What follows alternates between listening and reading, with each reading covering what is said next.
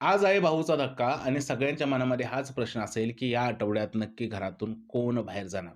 तुम्हा सगळ्यांना माहीत आहे, की घरातून बाहेर जाण्यासाठी 9 लोकं नॉमिनेट आहेत.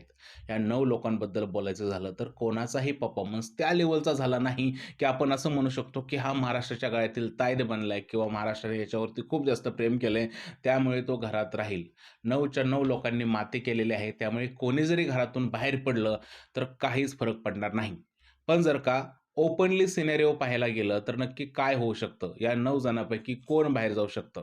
आता 9 जणांमध्ये वोटिंग ट्रेंडनुसार प्रभू हा शेवटच्या नंबरला आहे. पण प्रभू हा घराच्या बाहेर जाऊ शकतो का? तर प्रभू हा घराच्या बाहेर जाणार नाही. कारण प्रभूचं ज्यावेळेस कास्टिंग झालं होतं, त्यावेळेस मेकर्सने त्याच्यासाठी कंटेंट प्लॅन केला असणार आणि त्याचा कंटेंट अजून लोकांपर्यंत पोहोचला नाही. त्यामुळे प्रभू तरी एवढ्यात घरातून बाहेर जाणार नाही. दुसरं नाव येतं रुचिता जामदार. आता ही मुलगी जी आहे, ती खूप जास्त घरामध्ये भांडत आहे आणि हिचा सगळ्यांबरोबर राडा होतोय. आता हिचा राडा होत असला तरी पब्लिक हिला सपोर्ट करत नाहीये. पब्लिकने वोटमध्ये हिला 6व्या नंबरवरती 7व्या नंबरवरती ठेवलं होतं. त्याच्यामुळे ही सुद्धा घराच्या बाहेर जाऊ शकते का? तर याची दाट शक्यता आहे. कारण रुचिताला लोकं पसंत करत नाहीत. त्यामुळे ती घराच्या बाहेर जाण्याची दाट शक्यता आहे. त्यानंतरचं एक नाव आहे राधा पाटील. ही सुद्धा घरामध्ये काहीच गेम खेळत नाहीये आणि ही सुद्धा घराच्या बाहेर जाऊ शकते.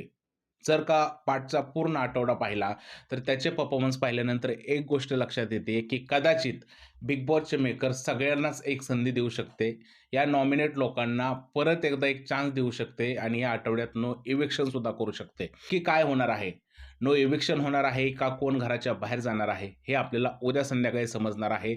पण माझं सध्याचं हे प्रिडिक्शन आहे, की सध्या बिग बॉसच्या घरात नो इविक्शन होऊ शकतं किंवा बाहेर गेलं तर राधा पाटील जाऊ शकते. तुम्हाला काय वाटतं?